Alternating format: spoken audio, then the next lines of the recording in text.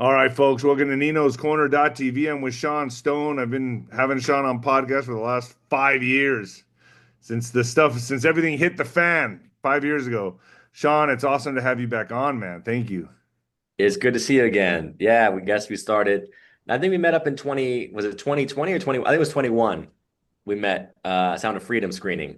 Yeah, that's right. That's when we met. And yeah, you were already, eyeballs deep into all this, and so was I. But it's been a long time. Look how far we've gotten, man. I mean, we're already here in 2025. Trump is back in. Everything we've been telling everybody, except for some major components like the arrests, has happened though. And Yeah, but I mean, it's all happening in the right time. Sean, thanks for joining me, man. it's a pleasure, man. Thanks for having me back. All right, folks, get your red light therapy. You're gonna need this, believe me. This 10-minute therapy is helping tired, foggy, and inflamed people feel young and vibrant again. These tiny power plants are responsible for creating 90% of your energy, but over time they break down from toxins, stress, aging, and poor lifestyle habits. This leaves you with fatigue, brain fog, aches, hormonal imbalances, even chronic illness. But red light therapy delivers precisely the right wavelengths to recharge your mitochondria, which reignites your body's energy from the inside out. And believe me, this stuff works, folks. Backed by hundreds of studies, red light therapy has been shown to boost ATP production, cellular energy, improve mental clarity and focus, accelerate muscle recovery, support hormone and immune function, enhance mood and motivation. By restoring mitochondrial function, the body can heal faster, feel better, and age more gracefully. But not all red light devices deliver the deep healing wavelengths your mitochondria need. Red light does just that. With dual chip LEDs that target all therapeutic wavelengths, it's 9 therapeutic wavelengths. Red Life delivers double the healing in every session. Get started on it now, folks. It's down there in the link below. Hit the link below and get started. It's amazing stuff. I use it every day. Do you use Red Light? Yeah, I was just actually doing it this morning. Yo, there you go. Well, there you And I go. like to hit the infrared sauna, once a Yeah. week. Are you trying methylene blue too or no? Yeah, yeah. Yeah, I do it all now. It didn't stop me from getting sick last time, so I don't know, but I'll still try it. I'm more into like NAD, like injecting NAD and True Are you Niagen doing, are you is doing the NAD just injections or you do it like an IV drip? no an IV, yeah, an IV Yeah. injection. And then True Niagen, which is like the precursor. So try both. Yeah, I'm doing it all as well, man. As much damage as I've done to my body, it is an amusement park. No. Yeah, right. But let's get into this, man. So let's talk about RussiaGate first. Let's just kick it off with that. You got a new documentary out, All the President's Men, uh, featuring Roger Stone, Papadopoulos. I mean, it's RussiaGate in a nutshell, correct? Yeah, yeah, exactly. The first round, well, I should say the prolonged Russia gate. We start with which starts in 2016, as you know, when Trump was first running for office. And our story carries all the way through the election interference because we tell Rudy Giuliani is one of the characters that we feature. So we tell obviously his story of getting in, of investigating scandal around both Biden and Trump, and then all the way through the 2020. And then with Tucker, we get into stuff. So really, it's more than Russiagate. It really is. It's called, All the President's Men. Subtitle is The Conspiracy Against Trump, right? Through his first administration. So, I went to see Cash in Vegas for the Government Gangsters, and he put together a great documentary, I think, with Daniel Fluitt. I think his last name was a guy that works with Steve Bannon. They put together a hell of a documentary, a movie called Government Gangsters, and it showed he linked all the web of people that were involved. Are you doing the same thing with this documentary? Um, so what we did was, I think, kind of more thorough. I mean, Government Gangsters is solid. They they they basically did what they could within like the parameters of the Cash story. We did it. We have Cash talking about his investigation into RussiaGate when he was working with Congress and all that, right? Investigating the first RussiaGate scandal. And Cash just told us in the course you'll see in the course of the interview, like there are things I can't talk about because it's still classified, right? And so we I think there will be more declassifications coming, but what we covered is pretty thorough in terms of giving some of the clues that you need in terms of like Brennan and even what's her name, Haspel, Gina Haspel, who became girl, but she was initially running the London office at the time that there was this whole like setup of the Papadopoulos conversation, which was involving British and Australian intelligence essentially, because that was when Papadopoulos was being tipped off with this, this intel supposedly that the Russians had emails. Like Yeah. who did it, everyone had hacked them at that point. It was like the Israelis, the Chinese, the Russians. I mean, probably everyone had hacked them at that point. And so this whole like bizarre thing starts, in the first in 2016 when Papadopoulos, who was a foreign policy advisor to Trump, gets this tip off via these interesting like NATO affiliated intel guys, and that tip off basically supposedly he repeats to an Australian ambassador in the UK, and that Australian ambassador sends like a report that ends up becoming the basis for the FBI opening investigation into Papadopoulos, and then it encompasses Carter Page, Roger Stone, and General Michael Flynn, right? And this whole and you'll see through the course of the series how this whole thing unfolds. How long is this series? I mean, it's 6 episodes, and each one is over an hour. I think each one is close to an hour 15 or 20. So you're looking at like an 8-hour series. So you really dive deep into this, and you're basically, the way I see this, Sean, what you're helping people do is get up to speed on RussiaGate, because and I'm going to say this, I'm just going to go out on a limb and say this, Kash Patel has stated major arrests will be coming, and I believe that to be so. I think this is these are phases within an operation. I think what we got to do right now first is clean up the FBI before we even think about, starting with the arrests. And I think documentaries like yours, or like Kash Patel's Government Gangsters, right here it says All the President's Men, folks, this is where you go. But documentaries like this really catches the public up to speed on what's going on. Seeing the corrupt government, the corrupt politicians, what they were doing behind the scenes, how they were taking money from the American people, using it for nefarious reasons. These documentaries, folks, are very important, and that's why I commend you, Sean, for doing this. How long did it take you to put together this docuseries? I mean, we did it really quickly. The thing is, we initially, because it's a team effort. Initially, we interviewed Giuliani in 2021, and this was right after the 2020 and January, and that was like the first long form interview that we did. And then we couldn't get the funding together until 2024. So for like 2.5 years, we were just sitting there with the footage and a concept, and then finally got the funding together. And we basically did put that whole thing together in about 6 months. So thankfully, we had access to the interviewees. I think I mentioned most of them.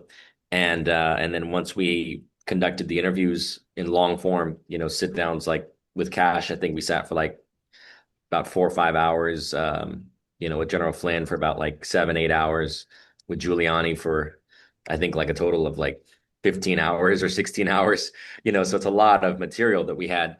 And then we just started to piece together each episode in a way that I think builds as you go through, so that you see kind of the inception of this conspiracy. And it was not a conspiracy of like Russia trying to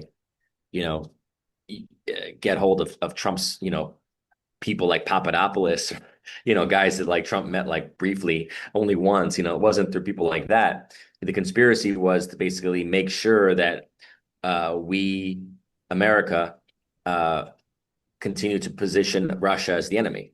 And that was the key, was that Trump came into the presidential elections in 2015 and 16, basically saying like, why don't we get along with Russia? why can't we have normal relations, And because he questioned that, that status quo that has been established really since 2012, 13, 14, right? The new Cold War started in effect at that time. And he basically was kind of like Kennedy did back in, 1960s, questioning like, why can't we normalize relations with Russia? Kennedy obviously was killed in the 2016, 17, 18 era. It was about impeachment. It was about defanging Trump's administration and essentially keeping him from fulfilling, I think, what I hope he will do in this administration by normalizing relations with Russia and ending this war between Russia and Ukraine. I mean, really, as soon as we stop arming Ukraine, it's over. That's all it really takes to end this war, is to basically force the Ukraine to the peace table by saying, look, we're not going to send any more weapons to you. Good luck finding it from Europe. Good luck getting them to foot the bill, right? And that's part of our documentary, as we talk about how much NATO, this whole NATO thing is really just the dependency on the U.S. largesse. We're the ones footing the bill for all these Western European countries that don't have militaries, a budget for their militaries, because they want to have the good life and have a large welfare and social security and health and wellness, which is great, but at the end of the day, we're the ones paying for their military defenses and all this. We're the ones footing that bill. So as soon as Trump questioned these things back in 2016 and thereafter, it was like he became public enemy number one from the perspective of the Washington consensus, the internationalists, the globalists, right? The ones that want America basically to not to win. They don't want America to prevail. They want America to serve a global empire. That's really the agenda of the globalists. Be the military arm, so to speak, correct? Yes, it's the military arm, but essentially, like the ultimate goal was always I wrote a book based on my research. It was always basically like a stepping stone. Like America was a stepping stone to get us into a global government, right? And so it's like at one point it was like, yeah, we're going to use the American military, but ultimately, we want America to be subordinate to NATO, right? And then we saw that with Libya. When NATO decided to go to war against Gaddafi, America is like, well, we're committed to NATO, so we're gonna help with this war against Gaddafi, right? Likewise, if the United Nations has never really worked, I think, the way that the globalists would like it to, but like if the United Nations collectively were to say, we choose to go to war against this country or to bring this country under our control, like that's really where a lot of the world government agenda was moving towards, that ideology. Not to say it succeeded, but that was a lot of what they were pushing, right? Like even through the Biden administration, the World Health Organization would dictate policy, right, across, and it was like the nation state was supposed to basically submit to the international policy. Right. So globalism really, in my mind, it cannot prevail unless it has the main component, which is America. Yeah, It doesn't have America, it cannot prevail. It yeah, fails flat. It falls flat on its face.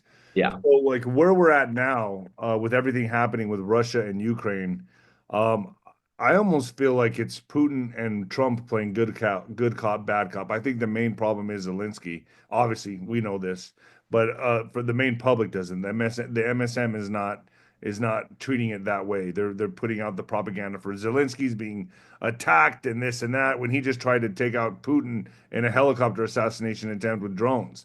There's so much going on here. So yeah, for you to put the pieces of the puzzle together for the audience that watches these type of documentaries, I commend you for that. But let's fast forward to now, like where we're at right now with, the globalists have really, because that's really what this war is. It's a globalist war. They really have taken 3, 4, 5 steps back in this war with Trump getting in. I don't think they never would have dreamt he was going to come in for a second term. I think they thought they had it sealed and dealed. They were going to finagle the bagel in 2024, and I think it got stopped dead in its tracks. So here we are right now with everything happening in Russia. I'm going to pull up an article for you. It looks like Russia is starting a summer offensive that could spark a new humanitarian crisis in Ukraine. So I've always heard Ukraine was like the head of the snake for a lot of the corruption, for the deep state corruption.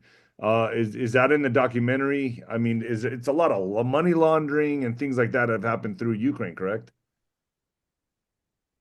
There's definitely corrupt. I mean, it was known as the most corrupt country outside of Russia, right, in Europe. Um, and so I don't, I have no doubt that they're talking about. Flynn mentions it briefly, drug trafficking going through Ukraine. Certainly, we see the money laundering thing. We don't get into deeply. It's not a deep dive into the Ukraine situation. I think a major aspect of when you talk about corruption is the fact that, and actually, my dad produced the documentary. You've seen Ukraine on Fire. There was a sequel to that, um, Ukraine Revisited, I think. Right. But actually, in that one, they talk about how Ukraine was an industrial power during the Soviet era, right? It was part of the Soviet Union and it was an industrial center. Um, in the wake of the collapse of the Soviet Union, so much of Ukraine's industries, kind of like in America, was a very similar thing of like speculators and whatnot coming in and like buying up the industries and basically selling it for scrap kind of thing. And Ukraine got heavily deindustrialized in the course of the last 30 years post-Soviet era. And so I think when it comes to like corruption, just look at the fact that what was it like before the war broke out? I think like an average income in Ukraine was like, a few $100s a month, Wow. you know? Wow. So it was not how do you say, there were very wealthy people on top, in the positions of power and influence. And then majority of people were not making, making much of an income. Now, it doesn't, so that's why I saw, that indicates the corruption and the laundering and things like this. There's certainly an indication when it comes to all these NGOs being there, and Soros being so interested in it, that there's massive, there's got to be financial reward, Right. because Soros is not just going there as a humanitarian. He's going there with a lot of the intention of these globalists is to oftentimes, um, loot these countries, right? That's So usually the agenda. I kind of feel, and I don't know how you feel about this, Sean, but it's almost like this war that's kicking off right now in Ukraine with Russia is like exactly what the doctor, or I could say the globalists, ordered. Like, I think it's going to be used to destroy evidence and many other things for special interests. Do you agree with me on that? Do you think like this is like exactly they want to trigger a World War III type of scenario to kick off? Um, well, they obviously were pushing us in that direction very clearly. But we're here again. We saw, well, not the same way though. I mean, remember, the Biden administration was escalating this very clearly to a place of allowing Ukraine to launch missiles into Russia, selling them things that are very that technology that could be very devastating and could escalate to the place of Russia escalating. And Russia's played a very. I was recently there actually talking to some people, and they were like, "Look, people don't understand. Putin also has hardliners in his administration that want to escalate." And you think about how do we invade Baghdad or Iraq, right? We blew the hell out of Baghdad. Shock and awe. It has Russia. I mean, people like all are so demonizing Russia. Have you seen Russia blowing the hell out of Kiev? Have you seen them No. bombing Kiev? They wouldn't do that, but that's Putin. If there were a more radical administration in Russia, uh, they were telling me like, when Russia knows that they've got weapons stocks in Romania or Poland or other countries, there are hardliners that say, let's go bomb them. Right. And saying no, he's the one keeping this into a limited assault. They could very easily, go shock and awe on Kiev. They could bomb the weapons Which depots is in what the which country. is what I've heard Medvedev wants to do, correct? He's like, hey, let's just go in and take care of this. And Putin's like, no, no, no, no. It's almost like they're playing good cop, bad cop. I don't know if it's Medvedev. I just know that there are more hardliners in Russia that would escalate this war much beyond what it has. And I think the fact that people have villainized or vilified and demonized Putin so much, it really just shows you their ignorance when it comes to how this war has played out. The fact that there are so few civilian casualties compared to Gaza, for example, Well, which no one in America will talk about, which is disgraceful. That that to should this be your next day. documentary, man. Well, I mean, That it's should be the next. unfortunately, they actually did I think they did a very good documentary. It just won the Academy Award for Best Documentary about the toll of this war on Gaza. Again, that the point being that they've created this hysteria, as you talked about, to escalate to a World War III. I think we could have gotten there under Biden. Under Trump, I just, everything is pointing against that. I think Trump is very aware of the danger of that, and clearly does not want that. He's one of the only presidents I've ever seen to even talk against war. Most presidents are all for war. Trump's the only one that actually says, I don't like to see people dying. I don't like to see the human cost. I don't like to see the economic cost and destruction of culture and economies that war brings. No president talks like that. I mean, I haven't seen it in my lifetime. I think Trump is a huge thorn in their side, bigger than that. I mean, he's a big obstacle for the globalists. And I think now they're trying to figure out a way to start this war without Trump. You hear Germany saying, hey, we'll give you the weapons. You can now use them, no restrictions. You can use the weapons to whatever you needed. You could fire within Russia. There used to be restrictions on these weapons. Now there's not. And now Russia's coming back and saying, all right, you do that, we'll strike Berlin. So they're trying to escalate this even without uh, Trump's permission, let's say. Like, Yeah. obviously, without the United States, obviously, the World Health Organization still passed their global accord without Trump. The United States pulled out of that. They're still moving forward. And Hmm. what I'm worried about here, and I'm sure you're thinking the same thing, is that they're still going to light these fires all over the planet and still try to see, I guess, so to speak, throw shit against the wall, see what sticks. But Trump is not taking part in any of this. He's pulled out of everything. And so they're still trying to accomplish the same goal. Do you agree with that? I mean, I think their only hope in all of this is to somehow take out Trump, and I don't think they're going to stop. Look, I mean, the one factor that we don't know is how much how much is Trump allowed to operate? This is the real question. Get to the real essence of the white hat, black hat things, right? And are the white hats really in control, like 𝗬𝗏 and others allege, or is it really just a game What's where your thoughts? What's your thoughts on that? allowed to operate and allowed to say certain things, but ultimately cannot do beyond a certain point, right?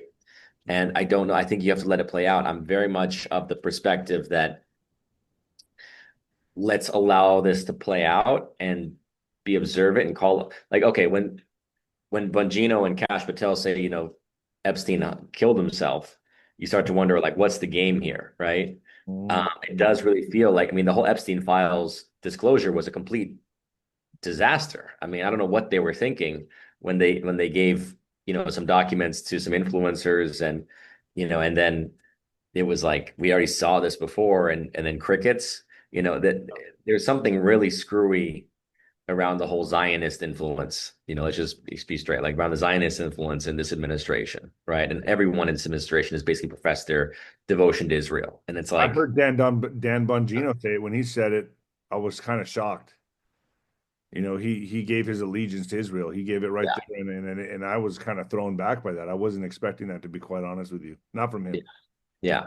A lot of these, I mean, pretty much everyone in the administration. And so, I was like, I was optimistic about the Middle East trip. I think maybe there are things that are happening that are not being disclosed yet. Certain deals, that are being made. Look, I think that Trump was involved in helping to de-escalate that Pakistan-India conflict that could have obviously escalated very, very quickly into a full-blown war. Um, but it's really difficult to know between, again, timing, optics, what needs to be said to kind of appease certain factions, and what's really playing out. But yeah, no, I'm not going to lie. Like, I'm very concerned about the amount of Zionist influence still in the administration, because if we're talking about actually shifting the economic situation of this country, and not just this country, but the world, you're going to have to interface with that faction, essentially, that we call Zionist.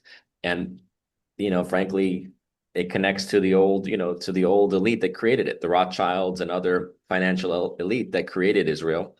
And, I don't think Rome and the Catholic Church is separate from it. Like, the economic system of this planet that's been perpetuated through the central banking schemes and whatnot has been blessed and sanctioned through Rome. And it certainly involves Zionists like the Rothschilds and others. And so if we're talking about actually shifting out of that system, I don't know how much they're going to scream and allow that to happen at all, which is really what's kind of curious, right? At one moment, Trump's talking about getting rid of the income tax, and then it's kind of like, okay, that would be a good start if we're gonna get back to our constitutional republic where there is no such thing as an income tax in the Constitution. So it's kind of one of those things where you're like, So I'm excited, but I don't know. do you believe, so you're not in the camp of like the white hats are in charge type of thing? That's something that needs to play out, but are you in the camp that there is an operation? I'm in the camp. There are many operations. I just, I think at a certain point, you get to that place of just feeling like, are we smoking opium? Yeah, right. Yeah. I agree with that. I totally agree with that.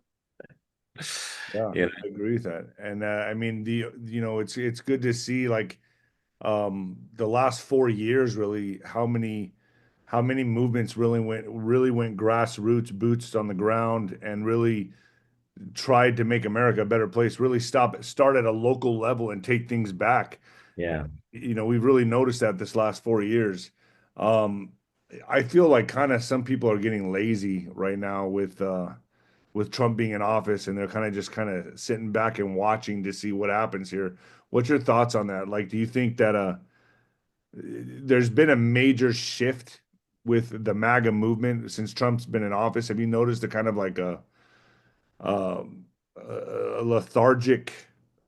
It doesn't seem like many people are cooperating or want to being a part of anything anymore. It's like it's kind of just like everyone's just sitting back and feeling like we're on the high horse now. Does that make sense? We're good. It's like to me the fight's just beginning, Sean. It's just beginning. We stormed Normandy. Now we have a big fight ahead of us. Yes. This fight's just beginning. A lot of people are just sitting back on their high horse and just kind of like, we're good now. Yeah. Trump's in office. It's not the case, correct? Um, it's a mixture of things. I mean, you know, always when it comes to like, how this thing needs to play out. I mean, I think people always need to be active in their reality, educating themselves, sharing the information, um, organizing on certain things, like getting organized whether it's at community levels or state levels or whatever, like, or national things. But like, we're here to basically, I believe, shift into a greater sovereignty, right? So it's like I was, still do my interviews on BUTV. You'll see on my link to my website that we're linked there. And I mean, I just talked to a former IRS guy who's talking about the unconstitutionality of the income tax, and it's like we got to keep spreading information to make more and more people aware. Right. There's too many people that are stuck in the system as it is. They're just happy with the system and they know how to game the system a little bit. So they don't really care about changing the system as it currently stands, right? And the system being this massive federal government. I mean, I was excited about Doge. I don't know what the heck happened. I've heard that there was like basically, no real substantial cuts. They talked about auditing the Fort Knox. That went crickets. They were talking about auditing the Pentagon. That went nowhere. I mean, it's like, we just kind of got to continue to live our lives and work towards sovereignty over our lives, because, that's what the Constitution gave us. The Constitution gave us a limited government with the maximum amount of personal freedom and ultimately like decision at the level of the states and the people therein. Since then, I think we've been co-opted into this beast system of, you name it, central banking, income tax, social security, all these things that are like, we think it's necessary and yet all it's done is taken away our sovereignty and our personal freedom and power. So as we've seen, throughout the course of our lives, it didn't start with 9/11 and the Patriot Act. It started, decades and decades ago. It's just been a gradual usurpation of personal freedom and liberty. So I think we just got to continue to do, to work towards those ends. And if we get support at the higher levels, fantastic, but we can't count on it. So in other words, the fight's just beginning. Yeah. Well, it's But began a long time ago. yeah. But You I mean, know, what I'm saying is like if you look at now with Trump, I've always says if he gets in conventionally, this is going to be lawfare, and it is lawfare. It's nothing yeah, but lawfare.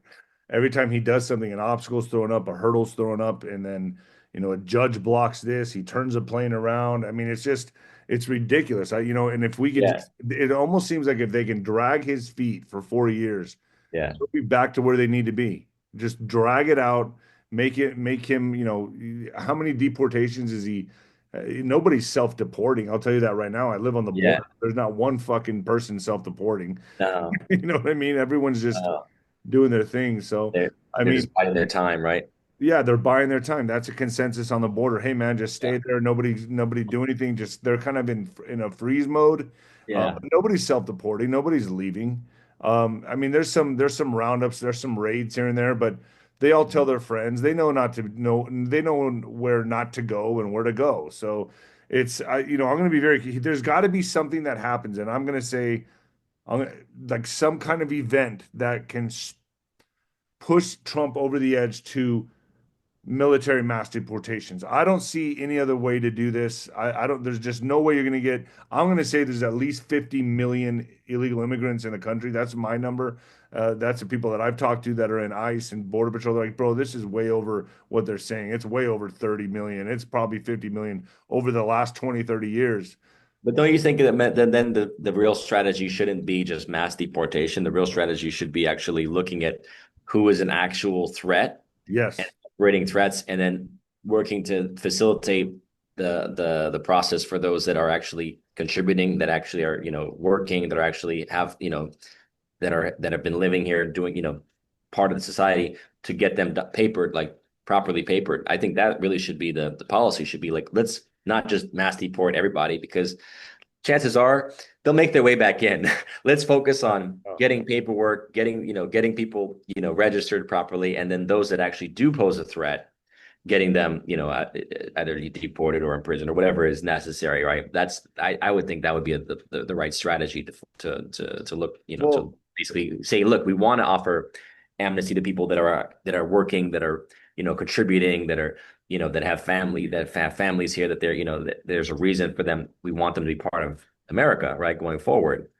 I think that's really that's the issue, is that it's not like you can just mass deport 50 million people and not expect that they're going to come back, one way or another. It's well, like, here's the thing, man. Is like, there's people in El Paso, Las Cruces, the whole borderland region, right?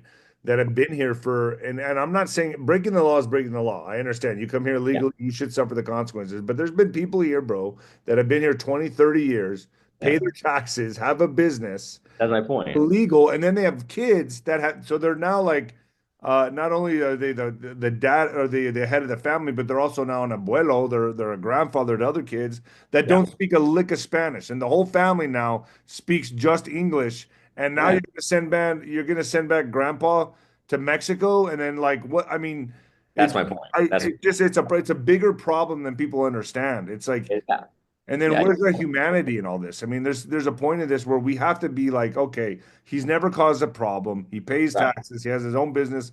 This person, just give him his papers. Exactly. That's why I really think, it is like a separating of, like, okay, who's an actual poses an actual threat, who's really, like, a gangster, a drug trafficker, whatever, right? Human trafficker, all that shit we don't want, right? But then you really have to just go after the cartels. That's the war that I would support. I think we've got the wrong wars going. Our wars have been, stupid wars.